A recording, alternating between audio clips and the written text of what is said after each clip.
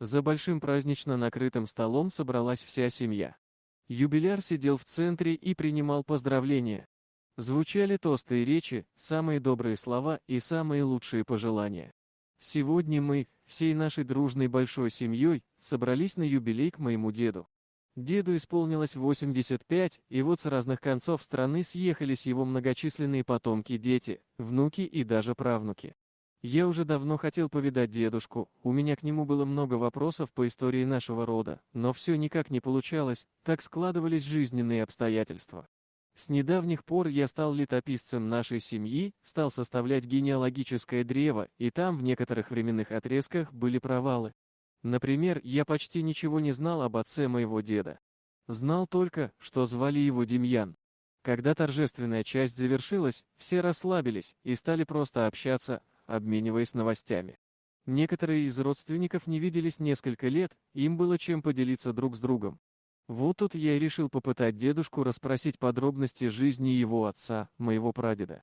«Думаю, что всем будет интересно», — спросил я у родственников.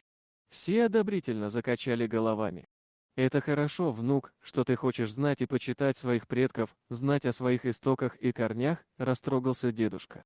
«Я с удовольствием расскажу вам историю нашей семьи. Отец мой, Демьян Данилович, был человеком добрым и честным, но при этом невероятной храбрости и мужества. Вернулся он в родную деревню после того, как отгремела гражданская война, а в селе разруха полная, нужно было все восстанавливать и налаживать жизнь. А вокруг одни бабы, вдовы да ребятишки, мужиков мало с войны вернулось. А Демьян был красивый, высокий, статный, каждая была согласна выйти за него.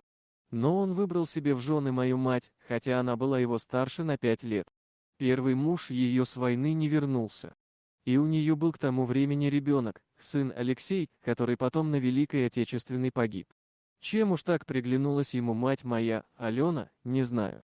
Но семья у них получилась дружная и сплоченная, и все дети были равны, и старше от другого отца, и мы, все потом народившиеся, всех родителей любили одинаково и никогда не разделяли. И жили, работали много, но и отдыхать умели. А потом новая беда обрушилась на нашу землю, немец пришел уничтожать наш народ и все живое. Демьяна на войну не взяли по здоровью, может быть. Только благодаря этому мы все и выжили в холодные военные зимы. Охотник он был знатный, известный во всех округах. Да еще и лесником работал, приносил много дичи, тем семья и питалась. А край у нас, сами знаете, лесной, богатый, красивый, недалеко от деревни на высокой сопке рос дремучий лес. И вот одной зимой, война еще шла, объявилась в этом лесу стая волков.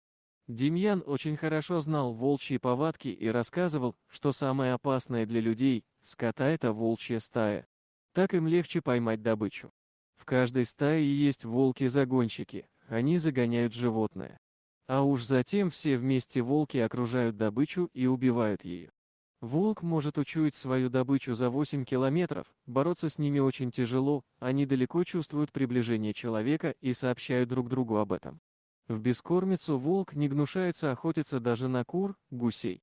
Вот и в ту зиму повадились в деревню волки, людям и самим особо есть нечего, а они то на лошадь нападут, то на другую животинку.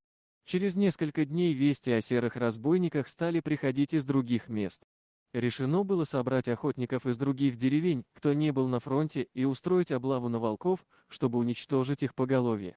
Много тогда охотников прибыло с разных, даже самых дальних районов, и отправились они все дружно в лес. И первая, кого они встретили, это была волчица, видимо, была подруга вожака, и у нее были волчата, это видно было по набухшим соскам под брюхом серой волчицы. Она, скорее всего, поняла, что охотники пришли за ней, ее потомством, и стала уводить людей подальше от логова.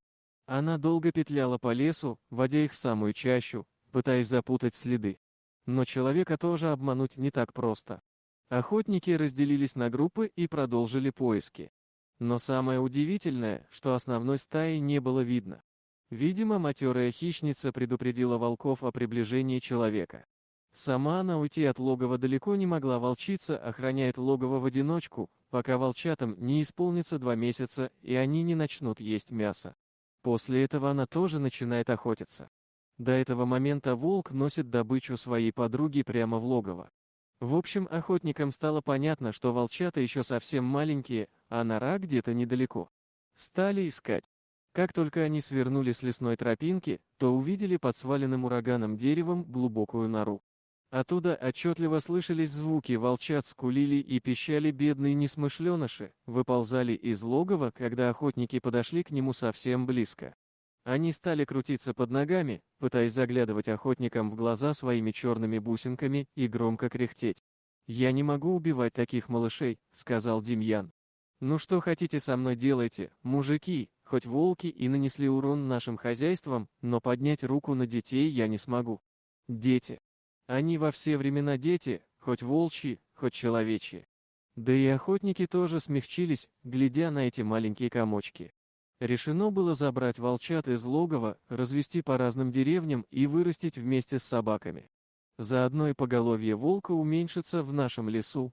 Отец тоже взял одного волчонка домой. Я даже помню этот момент, как он пришел в избу и принес серого щенка, маленького и совсем беззащитного, вспоминал дедушка. Ночью село проснулось от раздирающего душу волчьего воя. Односельчане вышли на улицу из своих домов и увидели такую картину, которую я сам до сих пор забыть не могу. На сопке, на фоне огромной полной луны, были видны два силуэта волка и волчицы. Подняв головы к звездному небу, волки громко выли на ночное светило. Им ответ вторила стая, которая со всех сторон окружила деревню. Сначала завыла волчица, затем ее грустную песню подхватывал волк. Они оплакивали своих потерянных детей. Мы все не знали, что делать.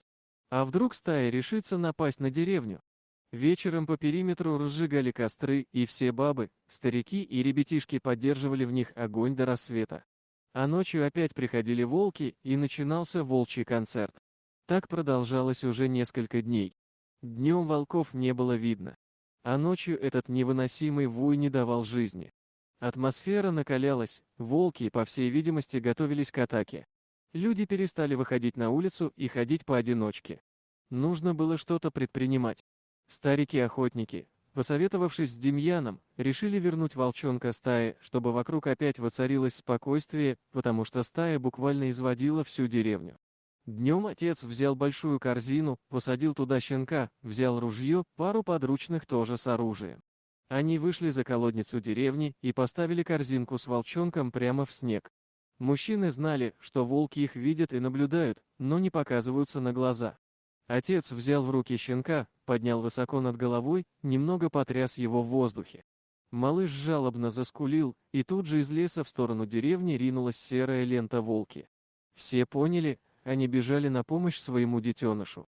Демьян оставил волчонка в корзине, а сам с охотниками быстро спрятался в ближайшей бане и наблюдал в окно за всем происходящим. Волки забрали своего потерянного детеныша.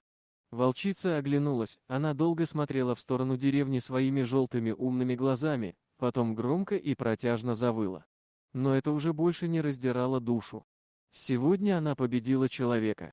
Как только это произошло, так волчьи концерты сразу прекратились, и нападения на деревенский скот тоже. Видимо, в благодарность волки навсегда ушли из нашего леса. Вот таким человеком был ваш прадед Демьян Данилович, сильным, смелым и великодушным. Дорогие друзья, если вам понравилось видео, поставьте лайк, а также подписывайтесь на канал, где найдете еще много интересного.